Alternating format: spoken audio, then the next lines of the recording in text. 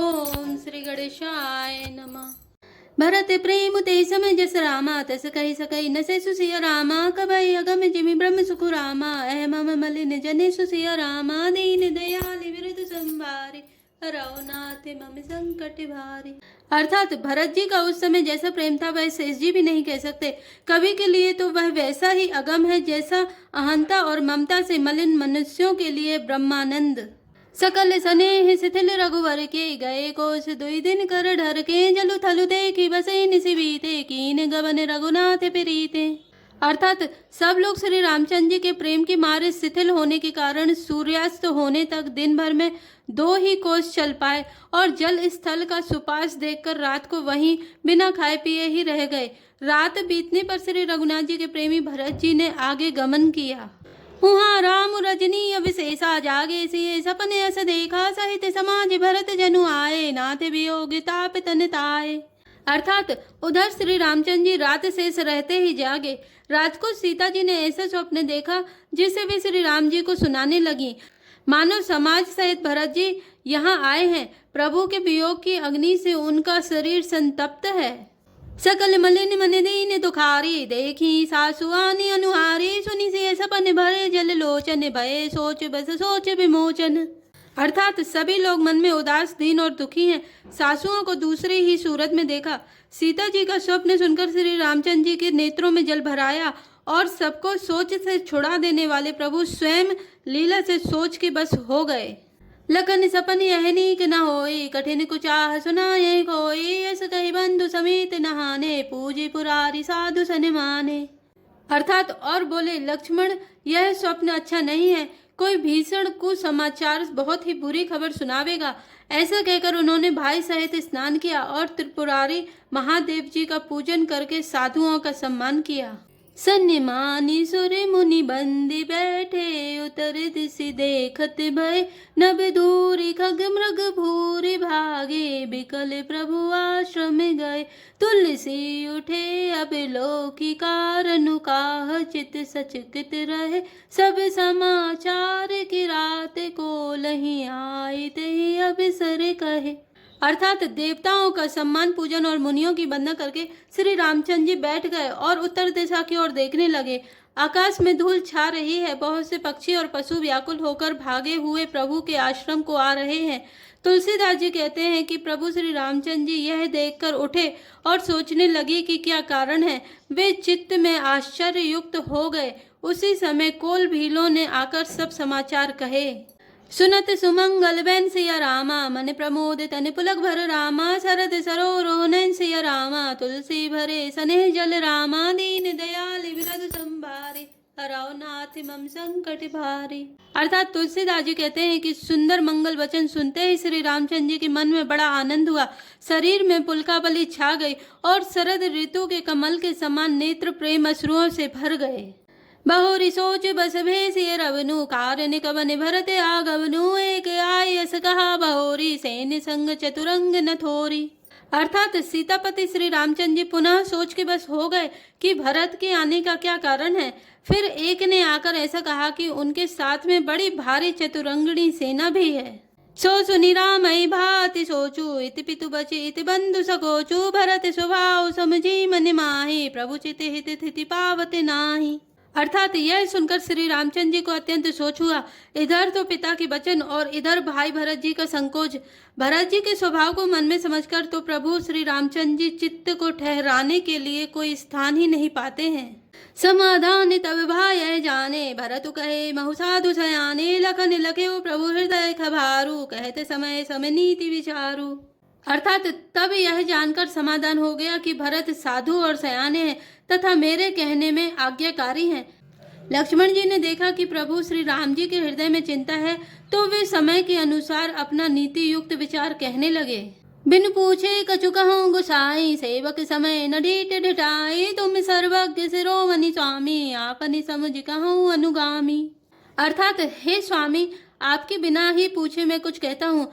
सेवक समय पर ढिठाई करने से ढीठ नहीं समझा जाता। अर्थात आप पूछे तब मैं कहूँ ऐसा अवसर नहीं है, इसलिए यह मेरा कहना ढिठाई नहीं होगा। हे स्वामी, आप सर्वज्ञों में शिरोमणि हैं, सब जानते ही हैं। मैं सेवक तो अपनी समझ की बात कहता हूँ। नाथ सुहद सुटि सरल चित रामा, सील स्नेह निधान सिया रामा, सब पर प्रीति प्रतीत जिय रामा, जानिया आप समान सिया रामा, दीन दयाल विरत संभारी, हरौ नाथ मम संकट भारी। अर्थात हे नाथ, आप परम सुहद, बिना ही कारण परम हित करने वाले, सरल हृदय तथा सील और स्नेह के भंडार हैं। आपका सभी पर प्रेम और विश्वास है और अपने हृदय में सबको अपने ही समान जानते हैं।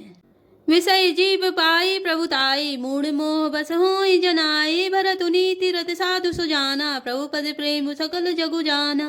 अर्थात परंतु मूढ़ विषय जीव प्रभुता पाकर मोहवश अपने असली स्वरूप को प्रकट कर देते हैं। भरत नीति परायण, साधु और चतुर हैं तथा प्रभु आपके चरणों में उनका प्रेम है, इस बात को सारा जगत जानता है। ते आजु राम पदु पाई, चले धर्म मर जाति मिटाई, कुटिल कुबंधु को अप्सरु ताकी, जानी राम में बनवास एकाकी। अर्थात वे भरत भी आज श्री राम जी आपका पद सिंहासन या अधिकार पाकर धर्म की मर्यादा को मिटाकर चले हैं। कुटिल छोटे भाई भरत कुछ समय देखकर और यह जानकर कि राम जी आप वनवास में अकेले असहाय हैं, करी कुमंत्रु मन साजी समाजू, आए करई अकंटक राजू, कोटि प्रकार कलपि कुटिलाई, आए दल बटोरी दो भाई। अर्थात अपने मन में बुरा विचार करके समाज जोड़कर राज्य को निष्कंटक करने के लिए यहाँ आए हैं। करोड़ों अनेकों प्रकार की कुटिलताएं रचकर सेना बटोरकर दोनों भाई आए हैं। जो जी होती न कपट कुचाली, कही सुहाती रथबाजी गजाली, भरत ही दो सुदे को जाए, जग बौराई राज पदु पाए। अर्थात यदि इनके हृदय में कपट और कुचाल ना होती तो रथ घोड़े और हाथियों की कतार ऐसे समय किसे सुहाती, परंतु भरत को ही व्यर्थ कौन दोष दे। राजपद पा जाने पर सारा जगत ही पागल मतवाला हो जाता है। शशि गुरुति गामी नदुसु रामा, चढ़े भूमि सुरजन सिय रामा, लोक वेद ते विमुख भरामा, अदम नबेन समान सिय रामा, दीन दयाल विरत संभारे, हरौ नाथ मम संकट भारी। अर्थात चंद्रमा गुरु पत्नी गामी हुआ, राजा नहुस ब्राह्मणों की पालकी पर चढ़ा और राजा वेन के समान नीच तो कोई नहीं होगा जो लोक और वेद दोनों से विमुख हो गया। सहस बाहु सुरनाथ त्रिशंकु, कही न राज मद दीन कलंकु, भरत कीन यह उचित उपाऊ, रिपुर निरंच न राघव काऊ। अर्थात सहस्त्र बाहु देवराज इंद्र और त्रिशंकु आदि किसको राज मद ने कलंक नहीं दिया। भरत ने यह उपाय उचित ही किया है, क्योंकि शत्रु और ऋण को कभी जरा भी शेष नहीं रखना चाहिए। एक कीनी नहीं भरत भलाई, निद्र राम जानी असहाय, समझ परे सो आजु विशेषी, समर सरोस राम मुख पेखी। अर्थात हाँ, भरत ने एक बात अच्छी नहीं की जो राम जी आपको असहाय जानकर उनका निरादर किया, पर आज संग्राम में श्री राम जी आपका क्रोधपूर्ण मुख देखकर यह बात भी उनकी समझ में विशेष रूप से आ जाएगी। अर्थात इस निरादर का फल भी वे अच्छी तरह पा जाएंगे। इतना कहते नीति रस भूला, रस रन बिटपु पुलक मिस फूला, प्रभु पद बंदी शीस रज राखी, बोले सत्य सहज बलु भासी। अर्थात इतना कहते ही लक्ष्मण जी नीति रस भूल गए और युद्ध रस रूपी वृक्ष पुलकावली के बहाने से फूल उठा। अर्थात नीति की बात कहते कहते उनके शरीर में वीर रस छा गया। वे प्रभु श्री रामचंद्र जी के चरणों की वंदना करके चरण रज को सिर पर रखकर सच्चा और स्वाभाविक बल कहते हुए बोले, अनुचित नाथ न मानव मोरा, भरत हमई उपचार न थोरा, कह लगी सहे रहे मनु मारे, नाथ साथ धनु हाथ हमारे। अर्थात हे नाथ, मेरा कहना अनुचित न मानिएगा। भरत ने हमें कम नहीं प्रचारा है, हमारे साथ कम छेड़छाड़ नहीं की है। आखिर कहाँ तक सहा जाए और मन मारे रहा जाए, जब स्वामी हमारे साथ हैं और धनुष हमारे हाथ में है।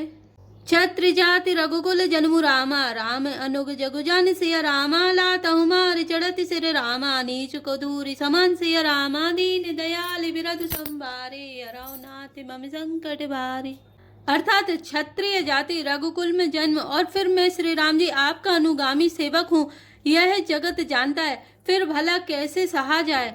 धूल के समान नीच कौन है, परंतु वह भी लात मारने पर सिर ही चढ़ती है।